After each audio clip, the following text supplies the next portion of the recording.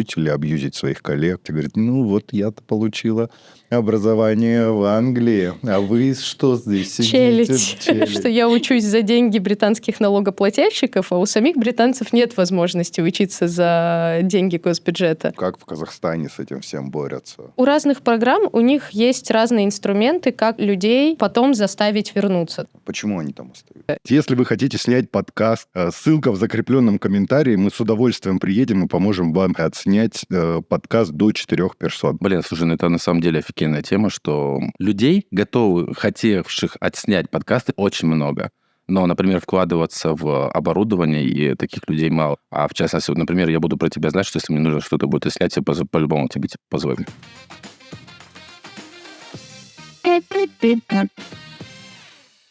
Добрый день, дорогие друзья. С вами не всегда выходящий подкаст. С вами Дмитрий Лужанский. Сегодня у нас гости известный журналист, блогер. Причем не просто журналист, а когда-то один из известнейших оппозиционных журналистов Кыргызстана, да. А ныне студентка Елена Нечаева. Комсомолка, не спортсменка. Да, смотрите, вас за то, что вы сказали комсомолка, потом могут не пустить обратно. Нет, там демократия меня пустит. Свобода. Добрый день, Елена. Добрый день. Всем привет. И сегодня у нас не совсем такая стандартная для нашего возраста тема, почему студенты центральноазиатцы, это кыргызстанцы, казахстанцы, не хотят возвращаться после зарубежного обучения домой. Елена такая скромная, она, наверное, камеру боится просто. Да, я отвыкла. Я же просто студентка, я отвыкла от камеры. Лен, тема у нас глобальная. Давайте мы с вами поговорим вообще, что вас сподвигло после 30, скажем так, не уточняя возраст, пойти учиться... Эйджизм пошел. Я шучу. Пойти учиться и тем более уехать за рубеж. У вас же здесь семья. Да. Во-первых, что мне понравилось там, за бугром, как говорится, что там нет такого понятия, что поздно учиться, там после 30. То есть я сижу в аудитории и вижу абсолютно разных людей. Есть ребята, которые на магистратуру идут после бакалавриата, то есть совсем еще молодые ребята. Есть люди, которые там уже отработали, потом идут в магистратуру. Есть люди, которые уже очень много отработали, а потом решили сменить сферу. Есть люди, которые из других стран приехали. То есть там и 50 плюс есть, и 40 плюс, и 30 плюс. И нет такого, что никто не спрашивает, типа, почему после 30 кто-то пошел учиться. Но это сейчас, и вы там все это увидели и говорите, а вот конкретно живет Лена, которая является, на мой взгляд, одним из лучших журналистов в Кыргызстане. Я вам сейчас не комплимент говорю, я просто констатирую факт. У нее есть работа, причем у вас же огромное количество проектов было. И почему вы вдруг решили учиться? Потому что потолок, потому что тут уже учиться стало не у кого. То есть меня уже начали звать учить. Я какое-то время преподавала в АУЦА немножечко. И учиться уже здесь стало не у кого, и захотелось учиться где-то за пределами.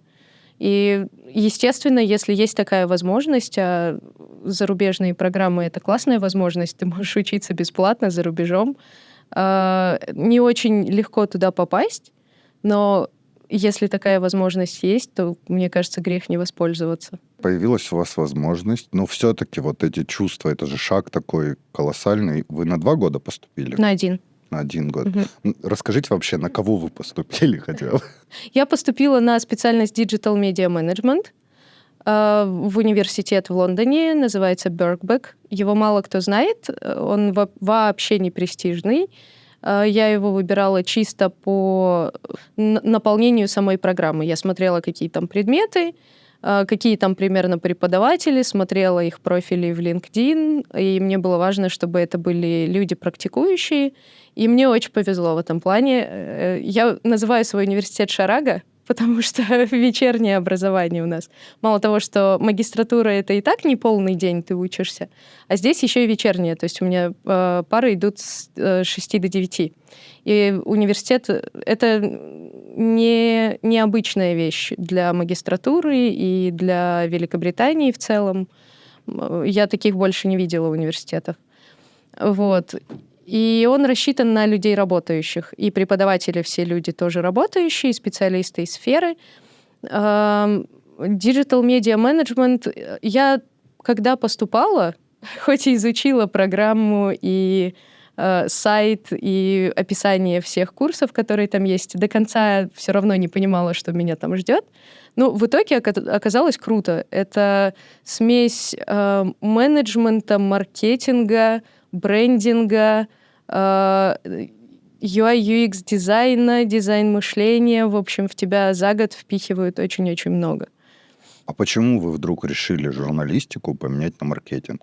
Но это не только маркетинг, это диджитал медиа, это все, что связано с диджитал. Рекламу, назовем это таким хорошим. Там не только про рекламу, там про как делать журналистику в диджитал, как делать бизнес в диджитал, как не диджитал бизнес делать диджитал, как что-то продвигать через диджитал. В общем, все связанное с этой сферой. Я как-то эволюционным путем к этому шла, потому что изначально я же очень долго работала в классических медиа, именно в телевидении очень много времени, в классическом аналоговом ТВ. А потом вот как раз история с апрелем, когда случилась, когда нас дяденьки с автоматами выгнали с классического ТВ, и хорошо, что до этого... Если вы хотите прослушать эту историю полностью от первого лица, вернитесь назад на 7-8 подкастов, на 10, наверное, и там будет Дмитрий Ложников, который расскажет подробно, как захватывали апрель с автоматами. Такая рекламная вставка подкаста. Правильно, посмотрите. Я уверена, что Дмитрий Ложников все очень ярко рассказал. И как ваша история этого всего? Вот, я не буду тогда подробно останавливаться на дяденьках с автоматами, потому что Дмитрий Ложников точно рассказал интересней. Суть в том, что к тому моменту, когда нас уже выгоняли дяденьки с автоматами, мы уже к этому моменту нормально развили свои социальные сети, YouTube, интернет-платформы, и все это делали, как бы обучаясь сами. Мы пытались тогда найти специального человека, который придет и скажет нам, как нам вести себя на разных интернет-площадках, потому что мы журналисты, мы аналоговые журналисты, мы не знали, как этого делать, но такого человека мы не нашли, и пришлось самим в это все погружаться. В том числе и Дмитрию Ложникову тоже. Ходить на разные курсы, слушать разные лекции. И к тому моменту, когда дяденьки с автоматами нас выгоняли, мы уже знали, как примерно журналистику развивать в других местах, скажем так, на Ютубе, в Фейсбуке, в Инстаграме. И «Апрель» и другие наши проекты, которые параллельно потом существовали, YouTube-каналы, они все существовали уже в диджитал-формате. И вот так вот плавно меня перенесло в диджитал. Ну и, в принципе, как и весь мир, плавно переносит из аналогового в цифровое. Ну, вы вот так перепрыгнули. Был же еще большой промежуток с каналом «Черный ящик, белый шум», который вы просто забросили. Он же у вас конкретно хорошо стрельнул. Я понимаю, что в современном Кыргызстане такой канал, наверное, не может уже существовать. Напишите в комментариях, я, может быть, ошибаюсь. Не ошибайтесь. Вот. Но все-таки, я думаю, формат бы поменяли и сделали что-то другое. Почему вдруг вот вы решили его бросить? Это же так резко остановилось, и все. По-моему, одно из последних видео, это наш совместный фильм, у вас там был выложен, и больше никаких материалов не было. Ну, вообще, можем начать с того, что «Черный ящик» — это тоже был проект «Апреля». Это не только мой канал, да, мы это делали вместе с тем же Дмитрием Ложниковым, с Тимуром Бурабаевым, которого мы называем режиссер YouTube-канала. Говорящей головой. Да, вы же его тащили полностью на себе, поэтому я считаю, что они просто были спонсорами этого канала, условно говоря. Не спонсорами даже, а тут больше такая командная работа, что больше поддержка какая-то, что было время, была студия, там ребята помогали со студией, с идеями, что-то еще. Мы все вместе его запускали, да, потом я уже занималась им самостоятельно. В контент изначально никто не лез, хоть мне никто и не верил никогда. Ну, как никто, но многие не верили, что там что-то без цензуры происходит. Но в контент никто никогда не лез. А именно в плане помощи без апреля черного ящика бы не было, естественно, если бы ребята с апреля этого со мной не делали. Вот. Потом просто получилось так, что меня позвали на другие проекты работать, на ZTIC. И я пошла туда, и времени стало просто уже не хватать делать все это параллельно. Банальная нехватка времени. А финансово такой проект не окупается, то есть это чисто такая вещь... Конечно, нет, честно. Это вещь, которая держалась чисто на энтузиазме всеобщем, и продержалась целый год, и очень классно росла, но именно в финансовом плане это же не... Я не знаю, это не Дебилионс, это не детский контент, это не интервью со звездами, это не что-то такое. Там мы тогда смеялись, что чтобы завести спонсоров на такой канал, нужно было не предлагать спонсировать, а приходить в условную компанию и говорить, знаете, если вы нам не дадите денег, я в эфире скажу, что вы нас спонсируете. И к вам придут и вас закроют. Но это сложно. На донатах тоже как бы были. Это было очень круто. Люди действительно подписывались, и у них с карты там какая-то сумма каждый месяц списывалась. Но это деньги, на которые ты команду содержать не будешь. Вы знаете, у меня вот два таких провокационных вопроса. Может быть, вы меня обидитесь, но я все равно вам их задам. Первый вопрос. Вы знаете, я вообще такая пчелка, которая не любит но жизнь заставляет быть такой полумухой. Первый вопрос. Вот каково это было? Я помню, когда мы с вами снимали один из первых наших проектов «Экспедиция». Ну, мы снимали вот тут полностью, по сути, за свой счет. И первый... По-моему, коммерческий проект у нас был «Исчезающий Кыргызстан», серия фильмов. И тогда, я помню, Интерньюз сказал, что... Диме я тоже этот вопрос задавал, что вот как вы, на проправительственный канал приходите, и... это не камильфо, чтобы там... Вы не сможете создавать такой контент, который нам нужен. Вот. И потом вдруг в течение полугода этот канал становится полностью оппозиционным. Каково было ощущение вот из нормальной журналистики перешагнуть в оппозиционную журналистику? Что значит из нормальной? Каково было ощущать себя сразу же так раз и оппозиционной журналисткой? Мне было легко. Я всегда всем говорила и всем буду говорить, что настолько свободно я себя не чувствовала ни в одном другом медиа, как я себя чувствовала на апреле. А я работала в разных медиа. И в государственных, и в частных, и в разных абсолютно. Но апрель был самым свободным в этом плане. А я была шеф-редактором новостей. На минуточку. Я и говорю, вы же...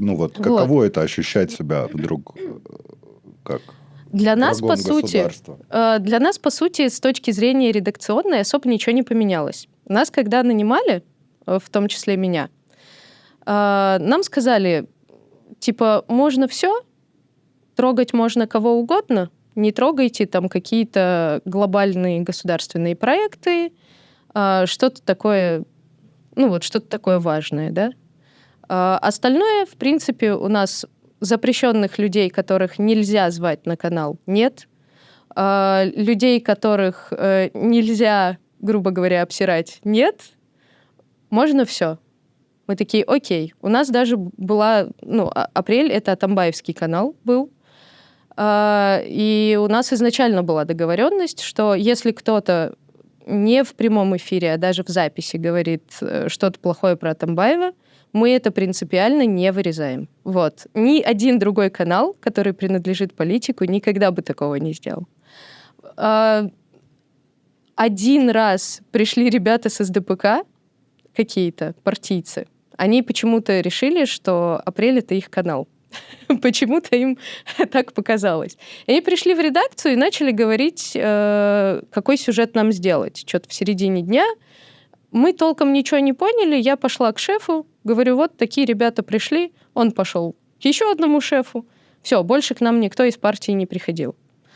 Пару раз заходили важные партийные люди. Один из них зашел, спросил, почему нет в туалете туалетной бумаги, и ушел. Это вот то давление, которое я чувствовала на себе. Поэтому сильно сказать, что я сильно почувствовала, что мы оппозиционные, такого нет. Просто потом у нас и так была свобода, а потом свобода стала еще сильнее. Типа, ребят, Делайте, что хотите. мочите вообще, как хотите. И тут нас понесло. Помните хейт в Твиттере? Не стыдно просто говорить, я так этот... Нормально. Помните хейт в Твиттере? Помню, ваш? конечно, помню. Когда вас обозвали госдеповским агентом. Ну, по факту это сейчас... Я думала про хейт в Твиттере, когда меня обозвали ватницей. Нет, я про Госдеп. Вот сейчас опять напишут в комментариях, я оставлю этот, что типа...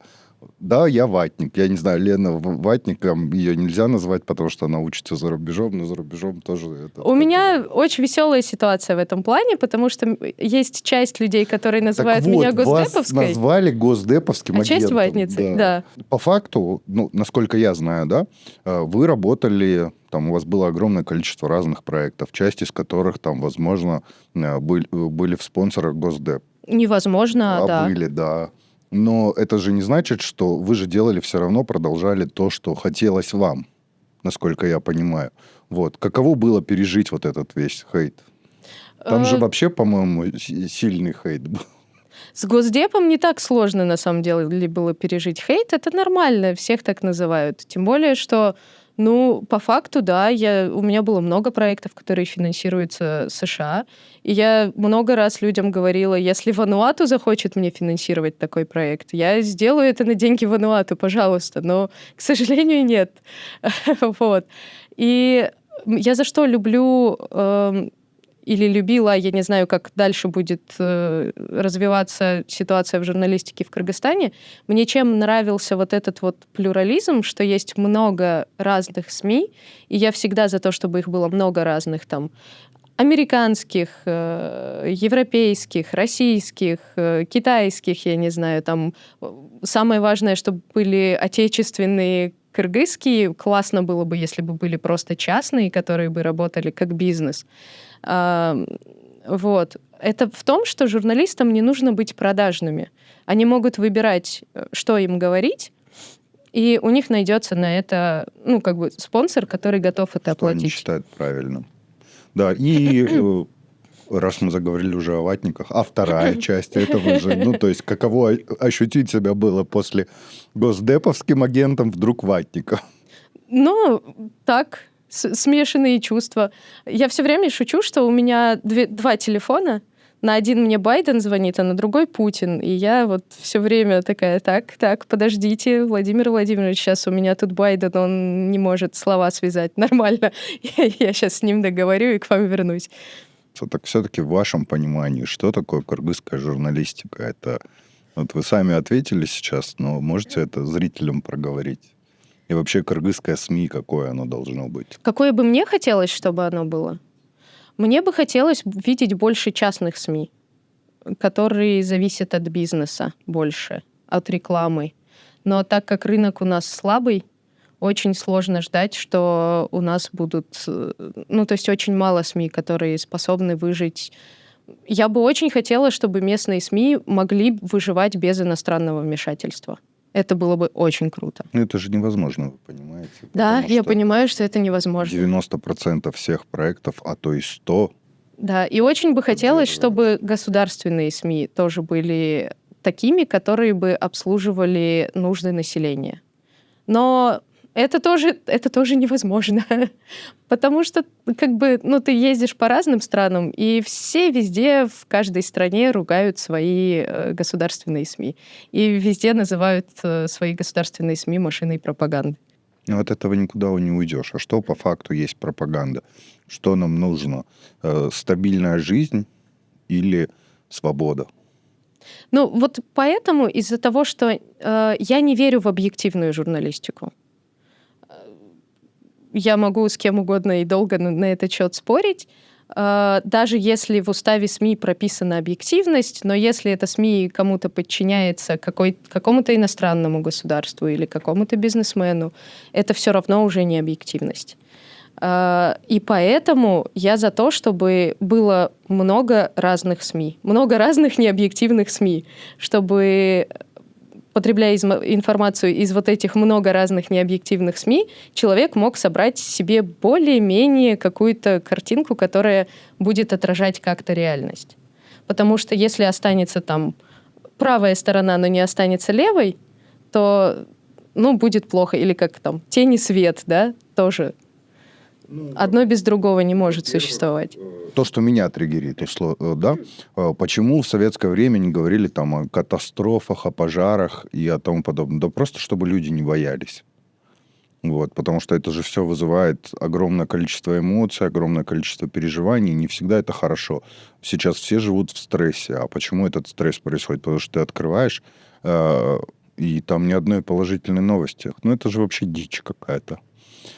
Вот. Хотелось бы больше интересных проектов. Вот я сейчас смотрю, я не знаю, включаете КТР, не включаете КТР, не смотрите, а я отсматриваю. Там много таких проектов, которых хочется смотреть, появилось, слава богу, которые, уровень повышается как-то этого всего. То есть и качество картинки, и работа их общая. Вот. Мне очень нравится, появился сейчас в эфире канал Джибик Джолу называется. «Шелковый путь». Или нет, вру, не Джибик Джолу, а Silk Road он называется. И там часть программ на английском языке идет.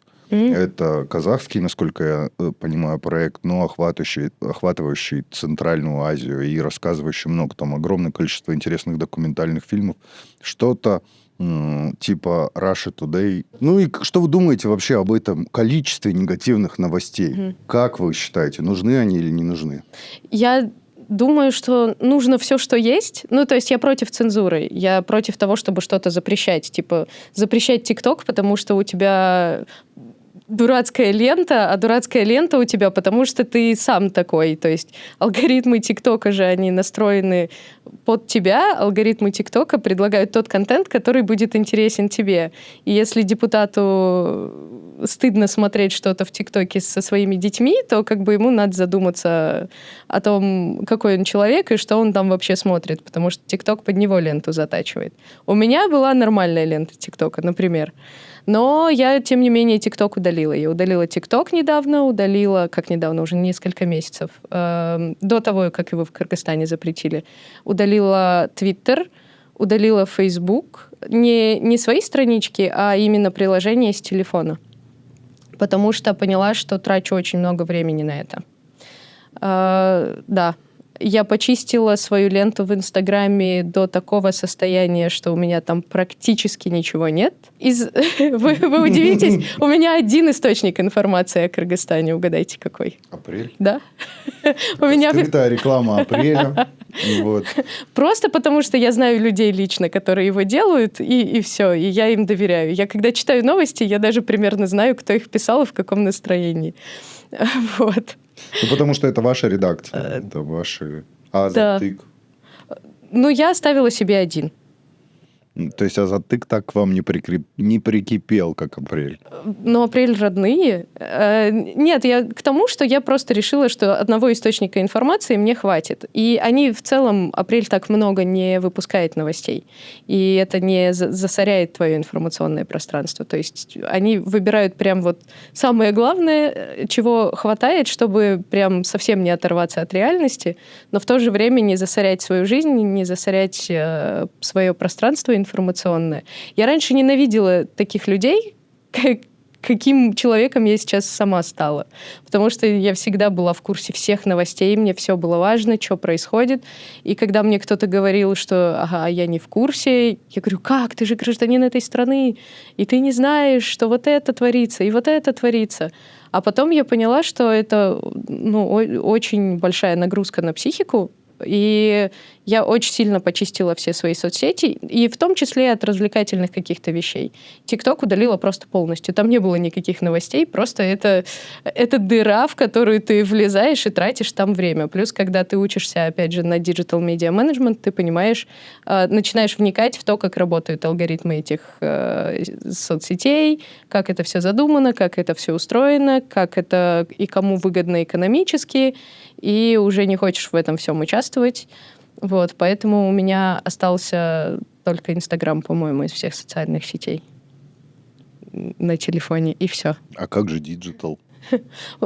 Достаточно знать в теории. Если мне надо, я на компьютере захожу целенаправленно. У меня как бы все аккаунты сохранились, я целенаправленно могу зайти с компьютера и сделать то, что мне нужно. По работе, да? Да, по работе. Но соцсети все устроены так, что даже если ты креатор, и ты что-то постишь и делаешь из соцсетей выгоду, да, свою какую-то получаешь, все равно ты запостил, ты не уйдешь оттуда просто так. Ты все равно...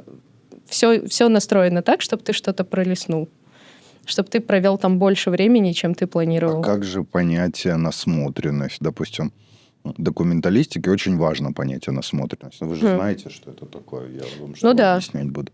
Ну, а в диджитале что вы считаете? Тоже важно. Но тогда надо выделять себе. То есть, допустим, во вторник с 4 до 5 я буду заниматься насмотренностью. Да? Потрачу вот этот час, я специально сажусь и там какие-то специальные аккаунты смотрю, а не так, что вот тут режут интересно арбуз, а тут хрустят какой-то фигней. Вы в такое вселенское зло превращаетесь. Да, так расчетливо, по полочкам. Вообще ужас. Потому что начинаешь понимать, как много времени ты убиваешь просто в пустоту. Я осознала, как много у меня энергии и времени отнимают вот эти вот... На каждой иконке в социальных сетях у тебя вот сверху вылазят вот эти вот красненькие штучки. Там 1, 2, 3, это вот, да, количество уведомлений каких-то или сообщений. И меня вот это бесит, когда я вижу, что у меня что-то там... И мне надо все это почистить обязательно. Мне не нравится, когда у меня там какие-то циферки. Я залазю и просто вот трачу время, чтобы эти циферки почистить. Я убрала отовсюду все вот эти вот стикеры, чтобы просто это все не видеть. Да. Стало легче жить. А как вы до этого... Вот мы поговорили с вами про там вашу ватническую душу, госдеповскую душу. А как вы боролись со всем этим хейтом, который приходил? Его же было очень много, насколько я понимаю. Бесполезно бороться. Сначала, вообще в самом начале, когда только сталкиваешься, когда приходит какая-то доля небольшая популярности, сразу приходит большая волна хейта, и сначала психуешь и нервничаешь, естественно, на каждый комментарий, и хочешь каждому все доказать, а потом понимаешь, что можно же никому не отвечать, можно просто блокнуть и беречь свои нервы, и все. Можно вообще не читать. Да, можно вообще не читать. Да, я понимаю, когда ты там... А можно вообще Твиттер удалить? И все. Ну, у меня максимум по 100 негативных комментариев было. И я вот это вот... А каналов-то много.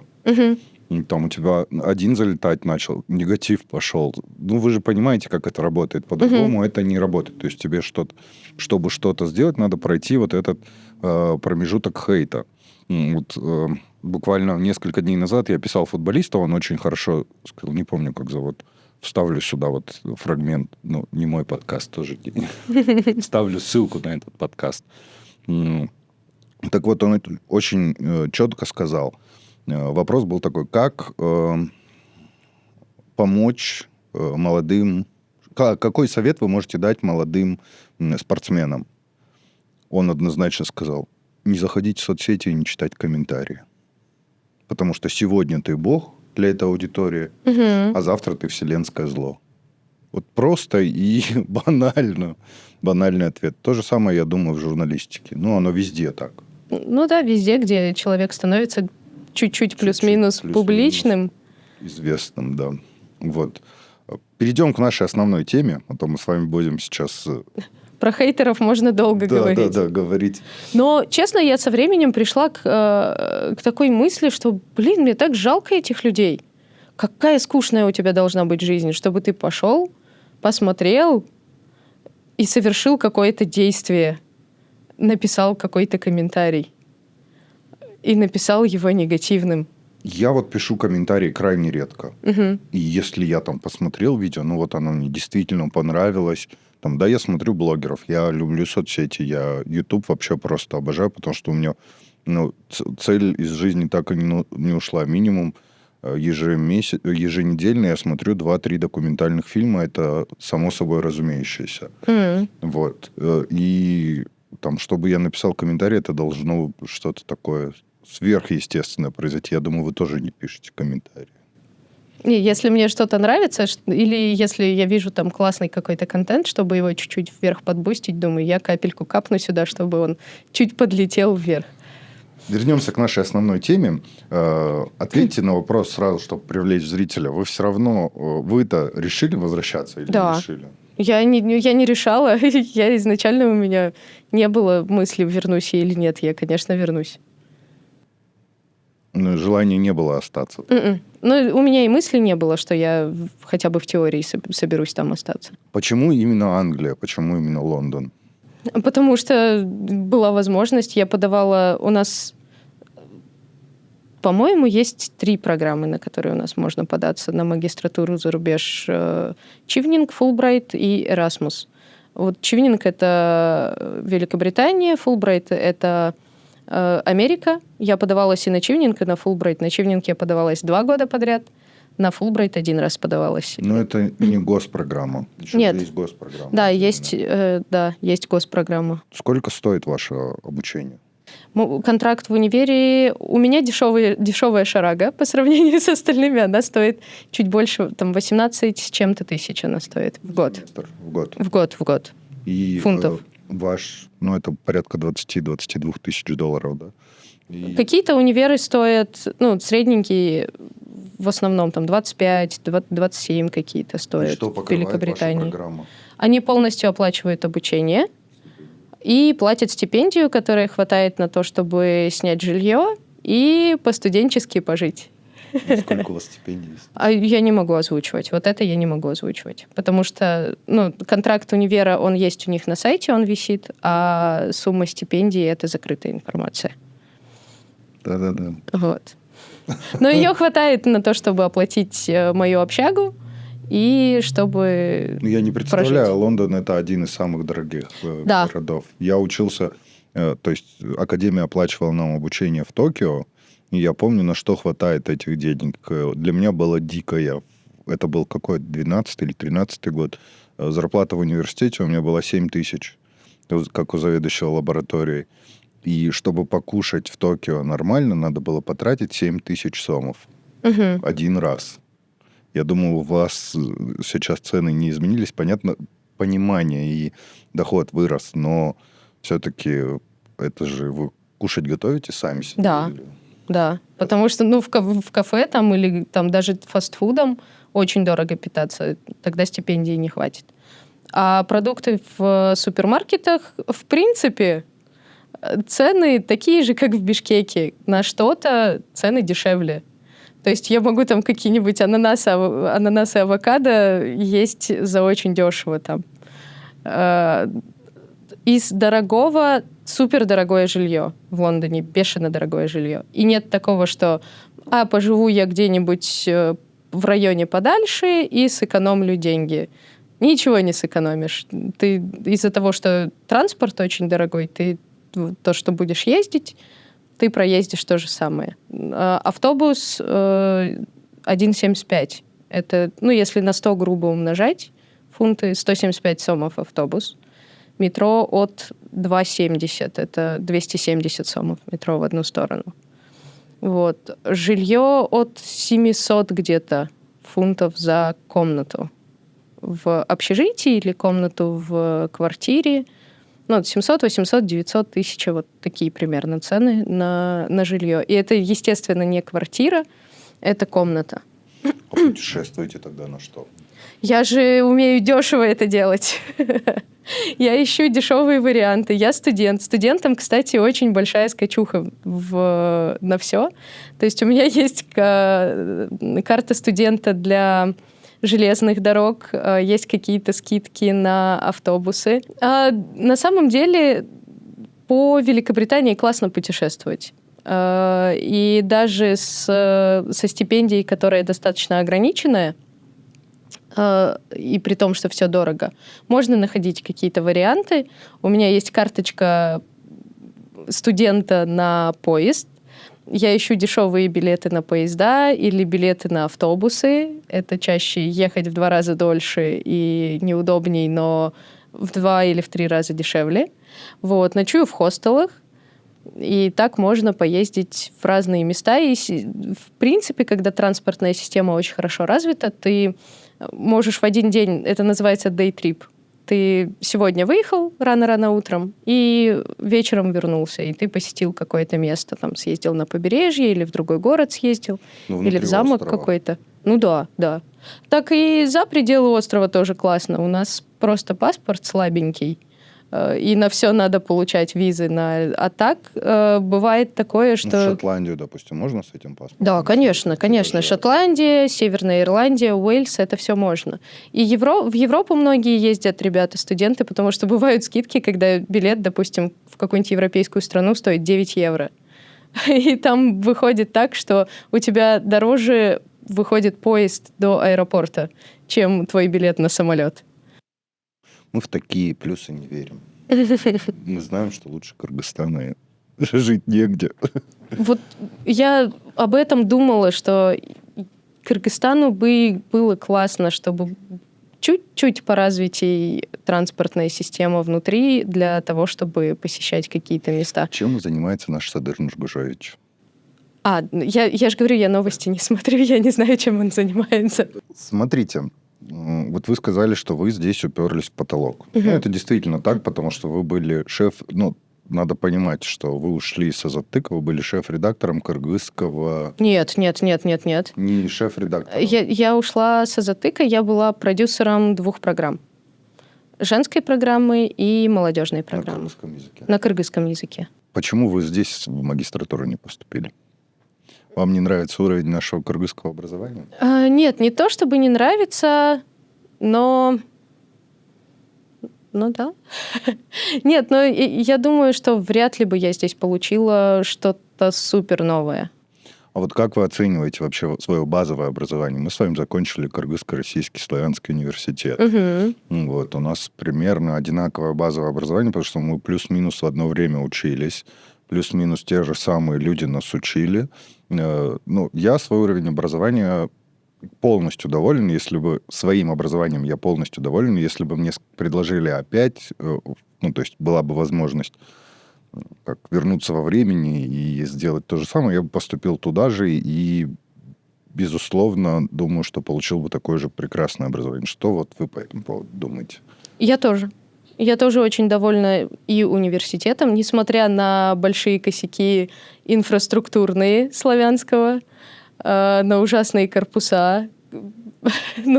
Без этого никуда. Общага, дом офицеров, да. И там какие-то, я оскорблять не буду, но... За такие контракты можно было что-нибудь реально приличнее, чем стенки из картона. Но именно образованием... Нет, я не попала на бюджет. Это была эпичная история. Я была первой в списке на контракт. Я потому что никогда ни дня ни к чему не готовилась. Я привыкла быть лучшей в школе, и там не было, в принципе, конкуренции особо.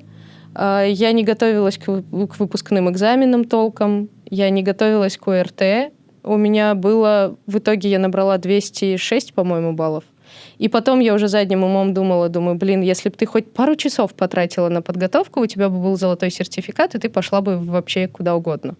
Я не готовилась к поступлению в вуз ни секунды. Выбрала вуз очень случайно, рандомным образом, методом исключения. И была 7-я из 10 бюджетных мест.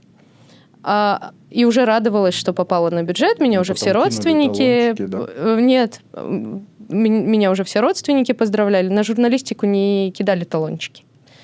Там так не было. Там все по экзаменам, мы сдавали экзамены. Все уже меня поздравляли, а потом Один человек прошел по апелляции, и 2 прошли по льготам. И я оказалась 11-й из 10 мест и была первой в списке на контракт. И можно было бы тоже и апелляцию, и там и еще что-то, но я ничего не сделала, и вот училась на контракте. И поэтому меня так напрягали эти картонные стены. Но в целом я за что благодарна именно своей кафедре журналистики? За то, что, во-первых, на этой кафедре никогда не было коррупции, именно на нашей кафедре. Я не говорю за остальные кафедры, но на нашей не было никогда. Просто там брать не с кого было. Я не знаю. Но именно вот преподаватели журналистики не разводились. Да, там и смысла не было, потому что, как-то было интересно, и в целом все учились так, что можно было это выучить и сдать, да. Во-вторых, из-за того, что нас выпинывали работать сразу, потому что журналистика такая профессия, что сколько ты в теории не учи, ты выйдешь, начнешь работать и поймешь, что тебя недостаточно научили. И я очень благодарна за то, что я вообще весь 5-й курс я не ходила уже в университет. И тем не менее закончила с красным дипломом, потому что всех, кто работал по специальности, а я тогда уже работала на 5 канале в штате, всем сказали преподам, что это кто работает, тех не трогайте. И мне очень нравился этот подход, потому что я практик, а не теоретик. И в целом было много классных преподов и какие-то вещи, которые въелись в голову, какие-то не въелись в голову, но сам вот этот процесс, я понимаю, да, с одной стороны, людей, которые говорят, вот зачем мне эти интегралы, там, когда они мне пригодятся, зачем мне вот это, зачем нам вот это. С одной стороны, верно, тебе не пригодится прям все. Но мне кажется, что именно сам вот этот процесс обучения, мозг-то все равно развивается как-то куда-то в каком-то направлении, пока ты учишься и что-то запоминаешь. И ты учишься учиться, и учишься воспринимать информацию, и учишься, не знаю, там, правильно ее классифицировать, правильно ее воспринимать и так далее. В целом я очень довольна славянским. И тем, какое образование мне там дали, и подходами. Вы имеете в виду славянский, который был тогда, потому что сейчас это совершенно... А я не знаю, какой он сейчас. К счастью или к сожалению, я давно там уже не была. Вырежу. Про образование мы поговорили, когда вы приехали туда. Как вы оцениваете свой уровень базового образования с точки зрения обучения в зарубежном вузе? Хватает вам его или не хватает? Разные подходы очень, чтобы сравнивать. Во-первых, очень разные системы, и я не могу судить, они разные, потому что страны разные, потому что вузы разные и системы разные, или потому что уже очень много времени прошло. То есть я училась... Не будем уточнять. Первое образование это было 12 лет назад, да? И тогда, когда я писала свою дипломку, тогда еще даже не было каких-то систем, которые бы тебя на плагиат проверяли. И можно было делать копипаст, Ctrl-C, Ctrl-V, даже когда ты пишешь дипломку. И это время было такое. Сейчас уже там все совсем по-другому. Нас учат, как использовать чат GPT для того, чтобы писать свои проекты. И там его в определенных моментах, в определенной мере можно использовать. Плюс, естественно, конечно, очень разная научная база теоретическая, потому что все равно каких-то статей, изданий, книг, их гораздо больше на английском языке. Есть какие-то очень узкие, специальные вещи, которые есть на английском языке, и которых, естественно, нет на русском. И темы какие-то, связанные с нашим регионом, там, допустим, тех же исследований, их просто нет. А по тому региону, да, это все есть. И самое большое, что мне бросилось в глаза, все равно мы... Вот это, конечно, мне кажется, наверное, минус здешнего образования. Я не знаю, как сейчас, но когда я училась, все равно это было так, что у тебя есть там 1-2 учебника, которые ты проходишь по предмету. А там все равно на каждый модуль тебе дают список литературы абсолютно разный. И эта подборка, она специально сделана так, что это разные теории, которые спорят друг с другом. То есть это всегда дается преподавателям таким образом, что есть вот такая теория, вот этот человек считал так, а вот этот, он думал по-другому. И ты можешь сравнивать, да, там, кто как считал и какая версия тебе ближе. И не бывает такого, что есть какой-то правильный или неправильный ответ. Ты можешь думать так, а можешь думать так. Но твоя задача научиться правильно аргументировать. Собрать вот эту теорию и с помощью нее как-то что-то доказать. Ну, условно говоря, свою мысль. Ты можешь быть плоскоземельщиком или адекватным человеком, да? Нет, ну не настолько, не такие, конечно, вещи, но я не знаю, А как вам какие-то более загнивающий капитализм? Обожаю эту тему. Некоторые представители более старшего поколения, особенно которые смотрят ОРТ в основном, они у меня спрашивают: тебя-то там кормят, а у вас там есть еда? Ничего там не загнивает? Все там нормально. Загнивающий капитализм в плане того, в плане образования. Вот смотрите, там, чтобы получить образование, родители должны вложить огромное количество денег в это все. В Британии есть такая штука, называется студенческий кредит. Там нет бюджетных мест, и поэтому я все время смеюсь, что я учусь за деньги британских налогоплательщиков, а у самих британцев нет возможности учиться за деньги госбюджета. Они все учатся платно. Но есть такая штука, студенческий кредит. Ты берешь кредит на обучение, и потом, когда доучиваешься, ты его выплачиваешь, у тебя его понемножечку забирают из твоей зарплаты. Но не сразу, а когда твоя зарплата достигает определенного уровня. То есть это не будет так, что ты начнешь работать, и у тебя там сразу заберут все. То есть, возможность учиться есть. И выплачивать есть. Итогом, что вы можете сказать? Вы так профессионально открещиваетесь от вопросов. Хватило ли вам вашего образования для того, чтобы... как минимум для того, чтобы поступить, вам хватило. Да? Да. А хватило ли для стабильного обучения? То есть не считаете ли вы себя там ущемленной в каких-то правах, в каких-то объемах? Недостатка образования или что-то такое? Нет, абсолютно нет, потому что магистратура, она же еще и про тот опыт, который ты получил, работая, да, это не только про теоретические какие-то знания. Может быть, потому что я, опять же, поступила по направлению, которое смежно с моим, и примерно то, в чем я хоть как-то разбираюсь, и то, в чем я немножечко понимаю за счет того, что я еще и на практике нахваталась, не только в теории.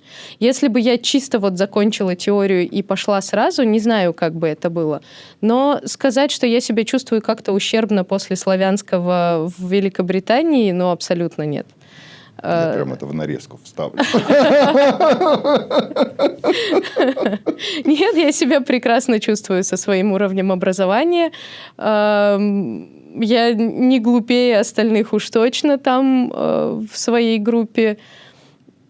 Не знаю, все немножечко по-другому.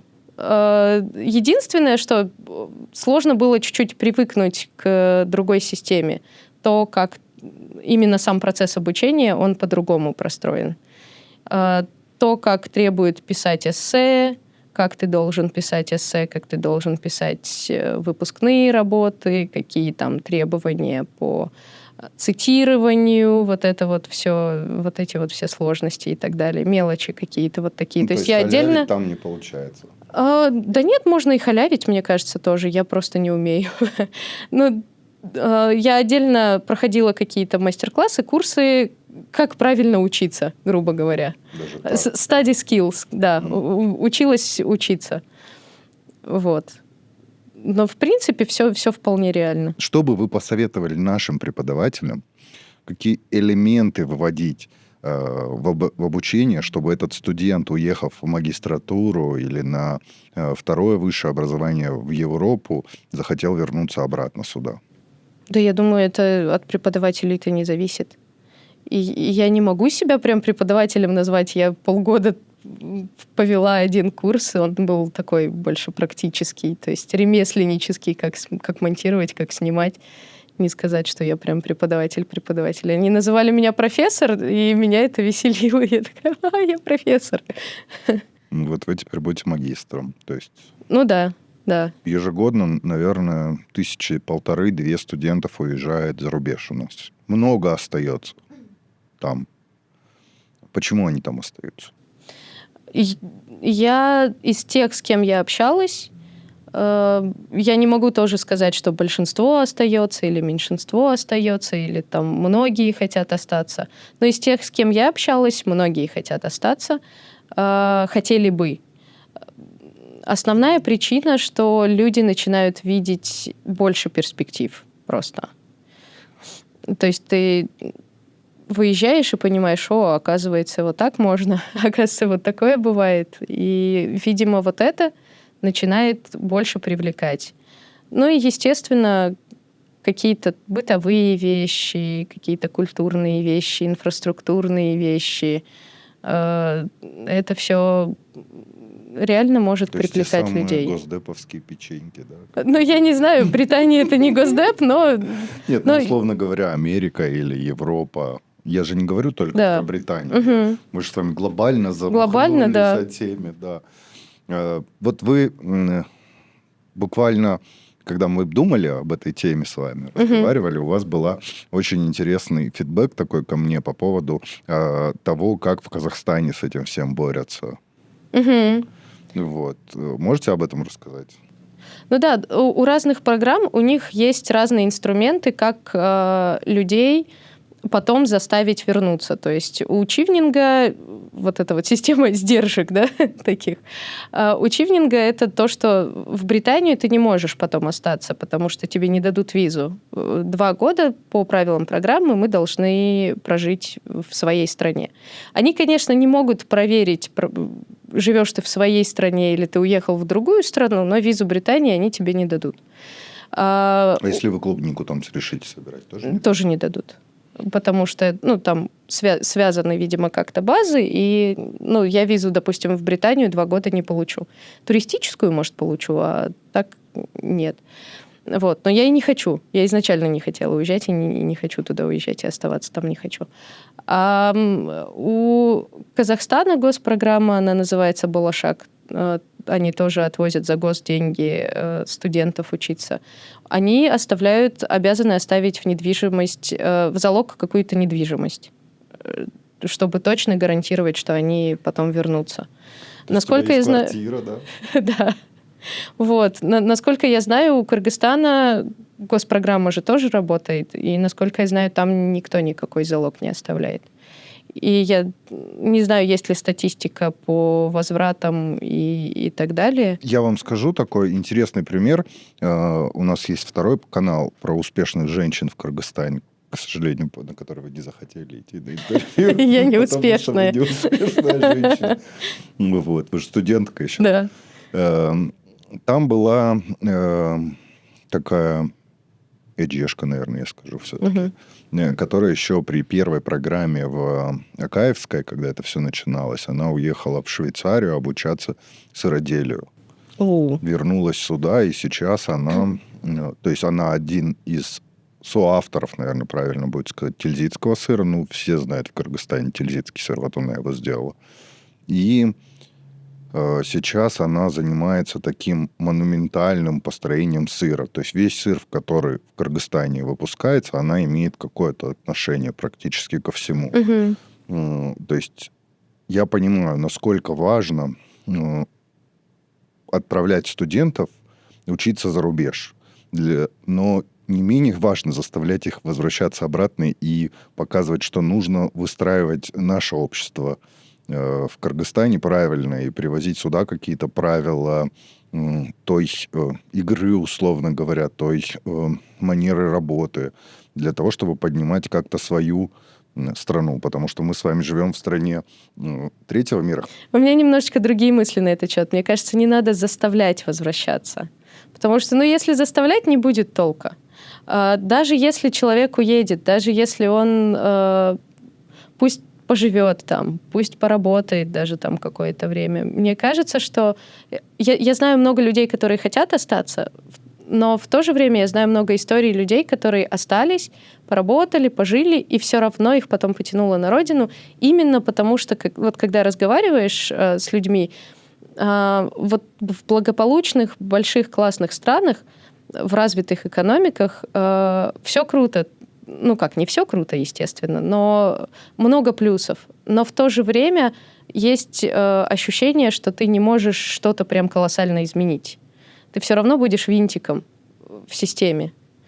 Хорошо зарабатывающим винтиком, который там ходит по красивому парку, ездит по хорошей дороге и так далее, но все-таки винтиком. А потом, мне кажется, люди, когда набираются опыта, у них приходит осознание, и им хочется вернуться обратно и сделать какие-то классные проекты. Кто-то, может, сразу вернется, кто-то вернется потом, но мне кажется, тот, кто хочет сделать что-то хорошее, он обязательно вернется. И мне кажется, не стоит прям заставлять. Если заставить, ну вернется насильно, но как бы толку с этого не будет никакого. Да, вот вы сказали про винтики, ведь действительно там, так же, как и в России, вот эта система социальная выстроена очень сложно. У нас социальные лифты в Кыргызстане вот так работают. Мне кажется, туда-сюда они там... Сегодня ты общаешься с бомжом на помойке, а завтра ты можешь брать интервью у президента. Ну, условно говоря. Это я про вас. Да. Мы с Леной очень много провели времени на помойке вместе. Было классно, мне очень понравилось. Ну, интересно, мне те бомжики, с которыми мы общались, живые еще или нет? Там вот этот корабль. Вы хотите съездить, да? Нет, я после этого, мне кажется, после этой помойки у меня проблемы с дыханием стали. Ух, ничего себе. Я же там тогда, помните, по ночам сидел с этим, не хочу даже вспоминать. От этого надышался жуткой гари. Мне кажется, люди там не так долго живут, как хотелось бы. Вот. Ну и про социальные лифты. То есть здесь ты можешь, условно говоря, через одного знакомого знать президента. Вот это вот правило рукопожатия. Но там такого нет. И там ты всегда будешь работать... ну вот у тебя будет какое-то социальное ограничение, внутри которого ты будешь действовать. А у нас же такого нет. Мне кажется, вот в этом и есть драйв кыргызский. То есть у нас настоящая демократия. Ну вот прям настоящая. Ну, условно говоря, если сильно захотеть, вы можете стать там второй президенткой, как можно сказать, женщиной в Кыргызстане, правильно? Ну, то есть это деньги, власть. Что вам для этого нужно? Желание в первую очередь, правильно? А в Англии вы королевой не станете. Ну да. Так что вот вопрос капитализма и нашей демократии, это, конечно... Ну и размеров тоже, и размеров экономик и так далее, и бюрократии, и всего. Что могло бы вас заставить передумать возвращаться на родину? Ничего. Ну, у меня тут семья, ничего не может меня заставить. Если, допустим, вы выйдете там замуж, перевезете туда семью свою. Нет. Прям вот ничего. Нет, ничего. Ну, я не знаю, как на этот вопрос ответить. Ну, ничего, я об этом даже не думала, что какая-то вероятность, что я останусь. Как обучение за рубежом изменило вот ваш профессиональный навык? Ведь вы же, как мы сказали, уже одним из ведущих журналистов в Кыргызстане были. Очень много новых скиллов. Мне кажется, я скоро взорвусь уже от этих скиллов. Мне их просто будет некуда девать на самом деле. Уже и по маркетингу, и по брендингу, и по созданию контента новые какие-то навыки, и по проведению кампаний рекламных. В Гугле вот недавно закончилась стажировка, теперь я могу запускать рекламные кампании в Гугле. Не знаю, пригодится или нет, опять же, как интегралы, но могу. Такой человек-осьминог. Теперь надо будет искать, куда это все применить. И самая большая проблема, с которой сталкиваются люди, которые уезжают вот учиться за рубеж по вот таким программам, мы же все перед тем, как уезжаем, пишем какой-то план, чем мы будем заниматься, когда вернемся. А потом... Следующий вопрос был. А потом выясняется, что все не так просто, что гораздо больше ты теперь знаешь, гораздо больше умеешь, и хочется все это применить в какое-то благо. То есть у меня был изначально план честно вернуться в журналистику. Сейчас я не хочу возвращаться уже особо в журналистику в Кыргызстане. Кем вы себя видите тогда? Я не знаю, это еще предстоит мне разобраться, куда я пойду. Хочется делать что-то хорошее. И что-то хорошее, то есть в моем понимании, да, как-то следовать своим ценностям и менять страну в лучшую сторону в том плане, в котором я ее вижу, но не через журналистику, потому что не знаю. По крайней мере, не через такую, которой мы занимались раньше, я занималась раньше. Потому что, элементарно мне сидеть не хочется в тюрьме. Вот и все. Если я люблю журналистику, когда ты говоришь все, что думаешь. Говорить все, что думаешь... Опять же, возвращаясь, я же говорю, я знаю, что не бывает объективной журналистики. Я люблю честную журналистику, когда люди могут говорить то, что они думают, то, что они считают правильным. Я честную журналистику... не знаю, могут ли у нас люди делать полноценную честную журналистику и говорить прям все, что они думают, и не цензурировать там сами себя. Если бы я сейчас делала «Черный ящик», мы бы вот так разговаривали, попробуй там зацепи какого-нибудь важного человека. Они же такие обидчивые стали, они очень обидчивые. Я вспоминаю времена Сооронбая Джинбекова и думаю, господи, какой золотой был человек, какое терпение. Так мало угроз с его стороны в мой адрес поступало. А сейчас? Что это будет? Говорить все, что думаю, я не смогу. Держать в себе, самоцензурироваться тоже не прикольно. Я восхищаюсь людьми, которые могут там переть напролом, сидеть в тюрьме, добиваться там справедливости и так далее. У меня ребенок, я себе этого позволить не могу. Вот. Мир лучше не станет, если я буду за решеткой. Может, это позиция трусости. Смотрите, вы опять же так... смотрите, вы опять же так говорите с точки зрения какого-то политического абьюза в сторону нашей власти. Вот. Но ведь даже мы с вами сделали столько прекрасных проектов, которые, хорошо не изменили, может быть, жизнь в Кыргызстане вообще никак, а может быть, и как-то поменяли. Но они точно раскрыли страну с другой стороны. Вот. И обратили на себя внимание.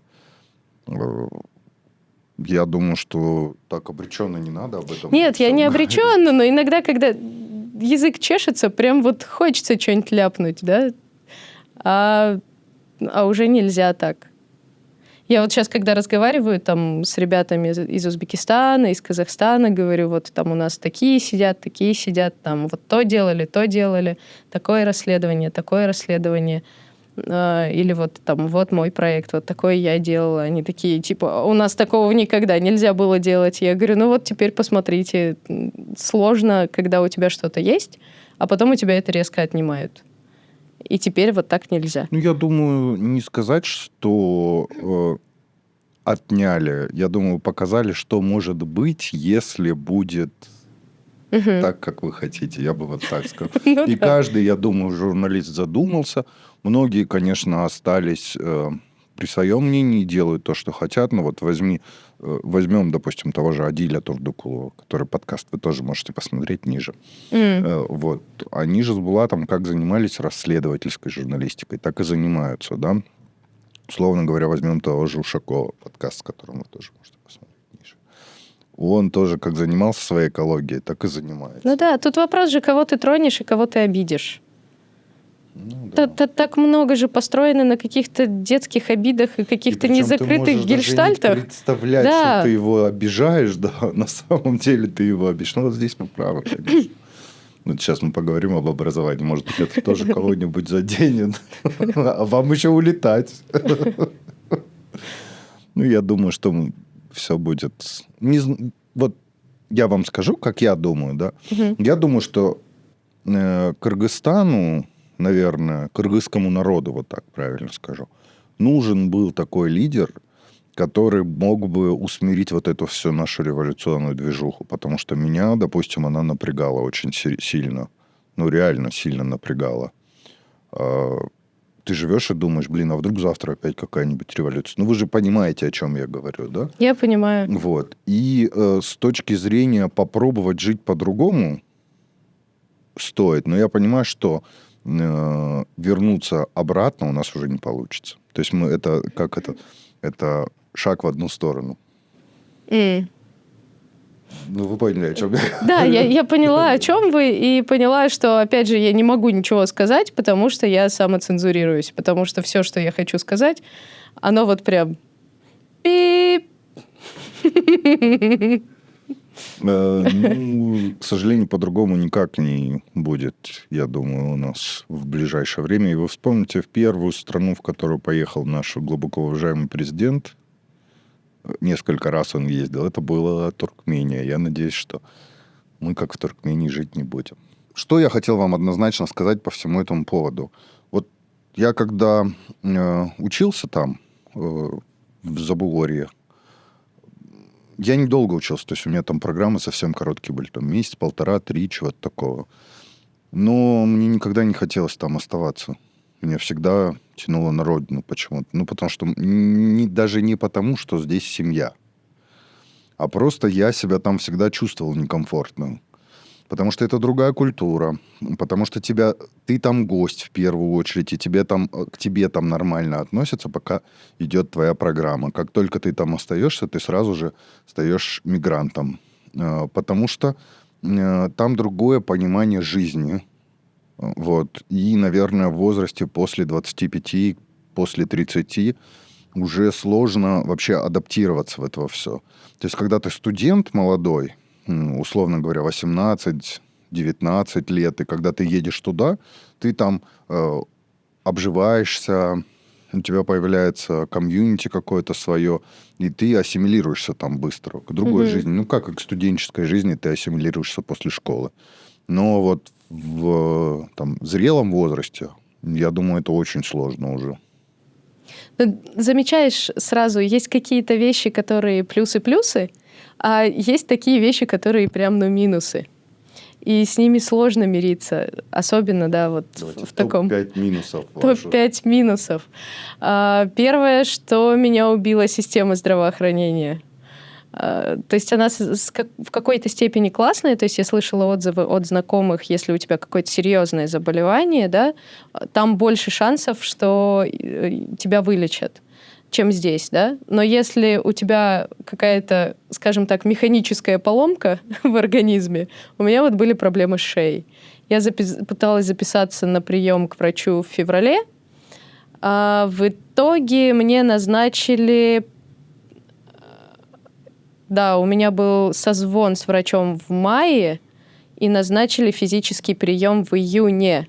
И наше с ним общение в мае по телефону звучало уже очень смешно, когда он спрашивал, а какая у вас боль, а что, как? Я говорю, да уже никакая, я уже съездила в Кыргызстан, сделала МРТ, прошла курс массажа. Я уже съездила на родину и вылечилась благополучно. Программа не покрывает медицинскую страховку? Покрывает. Медицинская страховка – это вот как раз-таки государственная медицина вот так работает. Ты звонишь, это очень частые приколы про британскую медицину. Ты звонишь, тебе говорят парацетамол, ибупрофен, и чтоб с тобой не было. Но, с другой стороны, в то же время я потом узнала один лайфхак и просто позвонила и сказала, что у меня немножко ногти там ломаются и что-то настроение скачет. И мне назначили вот такой вот список лекарств, не лекарств, а этих анализов. И я сдала кучу анализов крови на разные там витамины, еще что-то. Думаю, ну ладно, тоже классно. Плюс. Но если у тебя именно механическая поломка, там ты можешь с переломом руки ходить, пока он у тебя не срастется сам. И ничего тебе не сделают. Ну, то есть вот медицина — это как тебе повезет, да? Повезет — полечат, не повезет — не полечат. Мне вот с шеей очень не повезло. Хорошо, что я приехала в Кыргызстан и здесь полечилась. Тут все... И я ходила такая, думаю, блин, люди, цените нашу медицину. Ты можешь в тот же день попасть к врачу. И к бесплатному врачу, и к платному, но за адекватные деньги. А там платную медицину себе очень мало кто может позволить. С медициной у нас все нормально. И вообще жить у нас неплохо. Да, у нас мусор, у нас там какие-то неадекваты появляются, но это все из-за того, что мы сами такие. То есть нам живется из-за того, что мы сами такие. Ну да. Вот. Это же не сверху как-то на нас упало. Да. Если бы мы поменялись мы тоже принимаем по-другому, в этом участие. То мы сами другие станем жить по-другому. Потому что человек, который переезжает отсюда, идет и плюется на улице в Кыргызстане, переезжает в Европу и ходит там, живет по европейским нормам, не сплевывая на свай на улице, условно говоря. Кстати, да, Возвращаясь сюда, он опять закидывается этим насваем и ходит и плюет его. Я не хочу никого сейчас обидеть, я просто конкретную ситуацию. Я хочу, я ненавижу людей, которые плюют. Я бы была бы супергероем, я бы, не знаю, выбрала себе суперсилу зашивать рты людям взглядом, которые плюют. Мне это очень понравилось, что там я за все время пару раз, наверное, увидела людей, которые плюют. Вот. Опять же, возвращаясь к минусам. Ну, плюсы, да, очевидные. Да, инфраструктура, да, суперские парки, да, там бытовые культура немножко. такие. Да, инфраструктурные, бытовые. К плюсам потом еще можем вернуться. А вот из минусов наигранная вежливость. Именно даже в работе и в учебе корпоративная такая штука. Вот этот вот вежливый английский язык. Я очень много времени потратила, чтобы просто формулировать какие-то сообщения в группы в WhatsApp со студентами или там по работе. Я там еще стажировку прошла, еще две в итоге прошла. И вот ты пытаешься как-то сформулировать мысль, чтобы никого не обидеть. Я думаю, ребят, вы что такие все обидчивые? То есть ты не можешь просто сказать «сделай, пожалуйста». На русском, если ты добавил «пожалуйста», или на кыргызском, если ты сказал «сураныч», да, то все, ты уже супер вежливый. А если ты на английском сказал «do it, please» или там «give me, please», это грубо в переписке звучит. Ты должен сказать «I would like to kindly remind you that we have a deadline». И вот... А тебе хочется сказать, блин, у нас дедлайн, давайте срочно что-нибудь сделаем. А нужно вот kindly remind. И если ты не скажешь kindly, типа по-доброму, то это будет подразумевать, что ты как бы злой, что ли, по дефолту. Но и вот это очень выносит. И это не только меня. Мы разговаривали с представителями других культур, да, там, с иранскими студентами, с центральноазиатскими студентами. И для них это тоже сложно, что ты должен очень много времени тратить, чтобы формулировать мысль, чтобы никого не обидеть. А ты как бы и не собирался никого обижать. Вот с этим сложно. Что еще из минусов? Что было у меня в голове? Еще из минусов, что даже если отбросить какие-то эмоции, да, по отношению к родине и чисто прагматично посмотреть на ситуацию, чтобы прям вот нормально жить в Лондоне, а не выживать и не снимать там какую-нибудь кровать в комнате, да, то надо офигеть как неплохо зарабатывать.